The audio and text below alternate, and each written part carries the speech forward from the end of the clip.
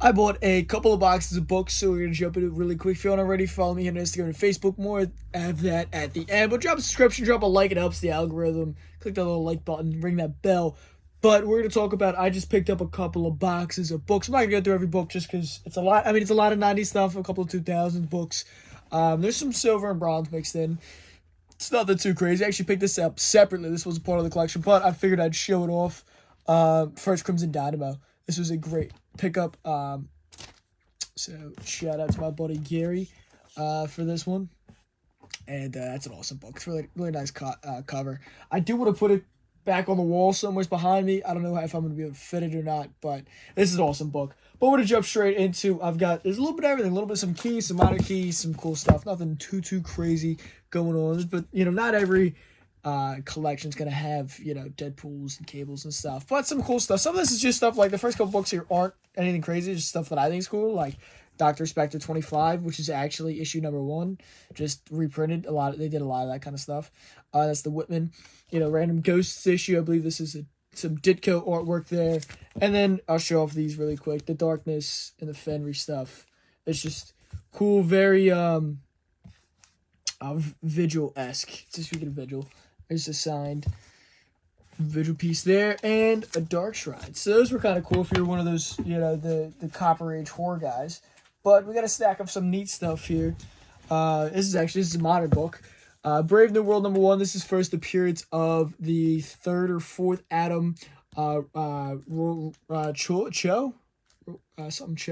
Boyd Cho, something like that. He was in the Snyderverse. He was in the Zack Snyder version of the Justice League, the Snyder Cut. Then we got Batman Detective Comics 677, and it is a DC Universe logo. So it's no 98, but it's still a DC Universe logo. So that was cool. I think that was the only one in this collection. Right now, there's actually a couple of Valiant keys, a bunch of first appearances in here. So that was one of them. And then out of this collection, there was 2 double covers. This Wyatt Earp is one of them. This is 27, I think. I actually included this in some of my favorite dial-in pickups of the year. Yeah, 27. But as you can see, it is a double cover. Just kind of neat. Cool, good old. I thought this was a Stan Lee issue, but actually, I don't think it is. I don't think Stan Lee was working on Wyatt Earp at the time. But still, very cool. Charlton pickup, as you see by the CDC right there. Remove something sounds like a bag of boarded. And then the Deadly Foes of Spider-Man number 2. And anything, Connor, that's not a key. There's nothing to that. Oh, this was the first Spider-Man series I ever read. Also, a double cover. So that was pretty cool. That was an exciting pickup there. And another side book, Magnus Robofighter 26, signed by Jim California. He's a really cool guy. I actually met him before. Very, very relaxed guy. He would give you a copy for free. One of his Ned something. Ned Rules the World. Ned Underworld, something like that. His own self-published book. So that was cool. And there's another copy of that Shadow Man book. And random, silver Jimmy Olsen issue. We got the Whitman edition of Superman fighting Cobra. I love the Cobra. He's awesome. And then this Ripley, believe it or not, is a gorgeous cover. This reminds me of the one episode of Twilight Zone with that little devil head thing. All kinds of stuff. Super Friends number 2. This is a beta copy, but still, it's a Super Friends. And this one broke my heart because I'm a big Hawkman fan. Specifically, if you haven't seen my video recently on breaking down all of the key issues for the Hawkman and his history in DC Comics, go check that out next. But Adam number 7, Hawkman and Ray Palmer's first meeting, first crossover, and it's got a new Stan rip. So that's a bummer, but still cool to have it, I guess. Then we got the Death Dealer trade from that first volume with who did this? Who published this at the time? This is pre-Opus. I forget, but it's got that awesome Frazetta cover. Halloween Terror number 1 by Eternity. Eternity put in a bunch of cool stuff like this. This is a cool little one-shot. Stacked up too high here.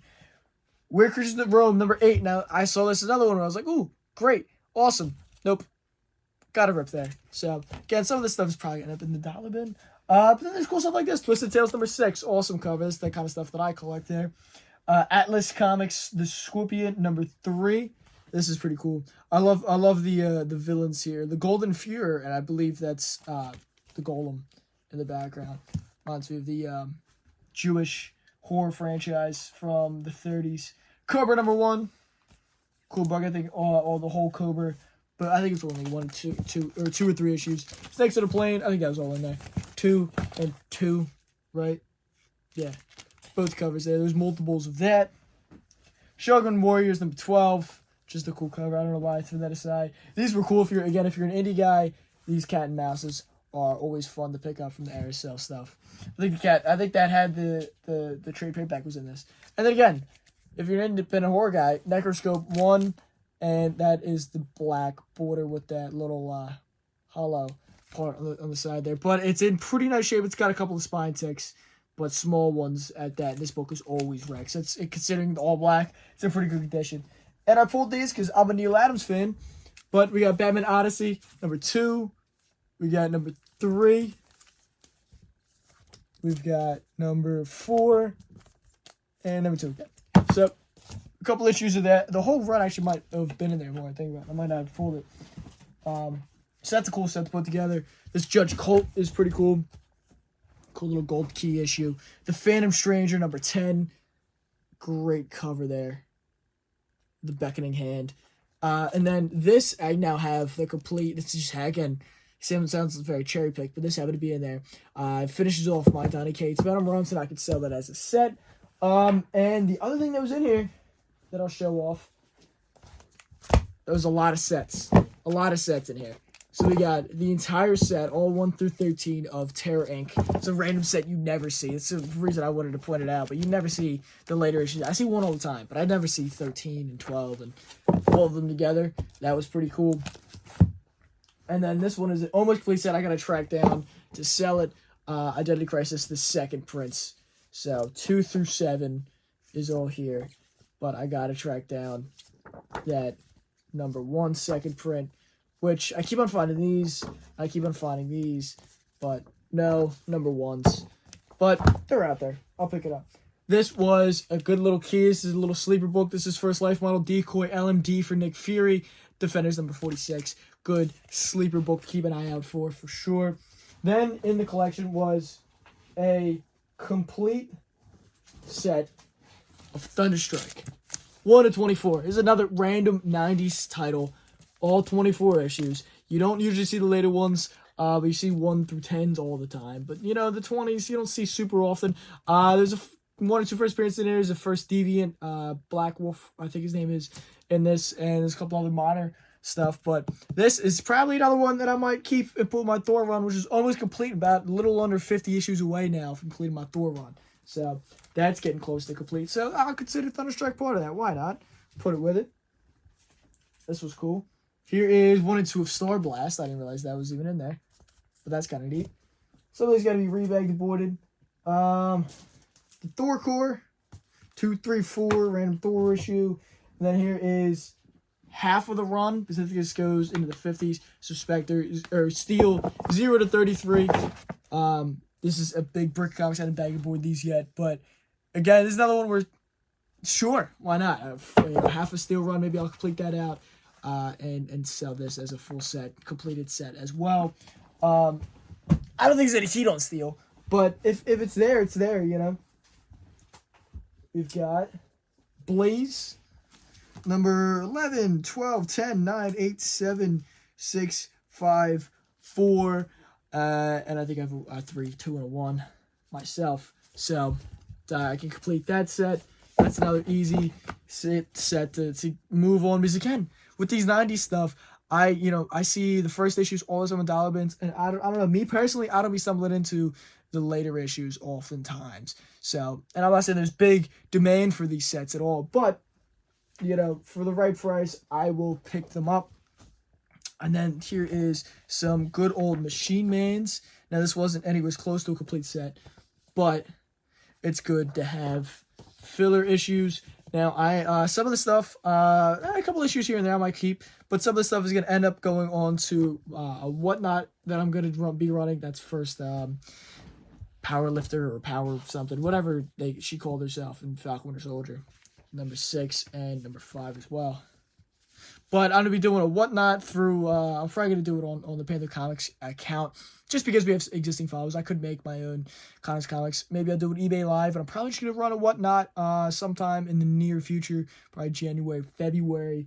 And I'll be running a bunch of stuff. $2 starts, sudden deaths, and I'm going to have keys in the bite now. Maybe offers, stuff like that, but some of this stuff is going to be part of that for sure. And again, and there's random stuff in this collection. I mean, Karate Kids. Sure, why not? This is a great run. I'll take all the Karate Kids you got. Why not? And then the last set, I remember in here, Spectre 0 to 34. There's a couple holes here. But a big brick of the Spectre from this run. That glow-in-the-dark cover. But overall, I mean, again, I got more and more boxes. I got, stacks and stacks of Teen Titans. There's like 10 stacks littered throughout my office of Teen Titans books and stuff a lot of stuff I got to rebag a board and stuff I got to price out and gauge range. But it's been a lot of that like $2 to $20 books are in here. I didn't get to all the keys in the collection yet. The minor keys. There's nothing grand in here. I know that. That's why I threw that Tales of Suspense. So there'd be a little bit something exciting to look at. But overall, look, a collection is a collection. Some comics are better than no comics. So nothing too grand, but not too shabby overall, especially for what I got it for. And I'm dropping books. But if you aren't already, follow me on Instagram, Facebook for more daily content. I put stuff up on the YouTube Shorts every single day, multiple shorts a day for new news and announcements and rumors. This is Cold Comics News, plus other stuff I show off. The new books coming every week. I flip through stacks of books, all kinds of fun stuff like that. So make sure you ring that bell, click subscription button, drop a like for the algorithm, follow the Instagram and the Facebook for posts throughout the week. I do a series called Tales on a Hunt where I talk about going out and looking for this stuff, picking up stuff I didn't buy, stuff I saw, stories I got, people I ran into, fun stuff like that. Very Frankenstein-esque posting, to be honest.